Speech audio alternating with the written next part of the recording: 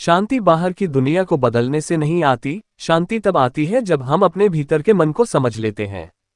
जब मन शांत हो जाता है तब जीवन की सबसे बड़ी परेशानियां भी हमें हिला नहीं पाती। सच्चा सुख धन, प्रसिद्धि या दूसरों की प्रशंसा में नहीं है। सच्चा सुख तब जन्म लेता है जब मन इच्छाओं से मुक्त होकर संतोष को अपनाता है। सबसे बड़ी जीत किसी और को हराना नहीं है, सबसे बड़ी जीत अपने क्रोध, भय और अहंकार को जीतना है। जो स्वयं पर विजय पा लेता है वही वास्तविक मुक्त होता है।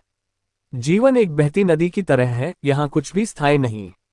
जब हम परिवर्तन को स्वीकार कर लेते हैं तब दुख समाप्त होता है और समझ का प्रकाश जन्म लेता है।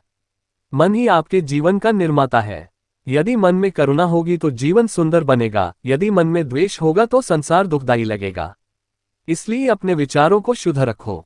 क्रोध और द्वेष को पकड़कर रखना ऐसा है जैसे अपने हाथों में आग लेकर किसी और को जलाने की इच्छा करना। क्षमा करो, छोड़ दो, क्योंकि शांति तुम्हारा स्वभाव है। सत्य का मार्ग किसी दूर मंदिर में नहीं बल्कि आपके दैनिक कर्मों में है। आपकी विनम्रता, आपका धैर्य और आपकी करुणा ही आपको बुद्धत्व की ओर ले जाते हैं। जो चीजें समय के साथ मिट जाती हैं उनके पीछे जीवन व्यर्थ मत करो। ज्ञान, प्रेम और सत्य को खोजो, क्योंकि यही वे धन है जिन्हें समय भी नष्ट नहीं कर सकता। हर दुख का कारण होता है और हर कारण को समझा जा सकता है। जब दृष्टि स्पष्ट हो जाती है तब मन दुख का कैदी नहीं रहता बल्कि जीवन का विद्यार्थी बन जाता है। शांत मन वह नहीं जिसने कभी कठिनाई नहीं देखी, बल्कि वह है जिसने कठिन समय में भी स्थिर रहना सीख लिया हो, क्योंकि वह जानता है कि हर चीज गुजर जाती है।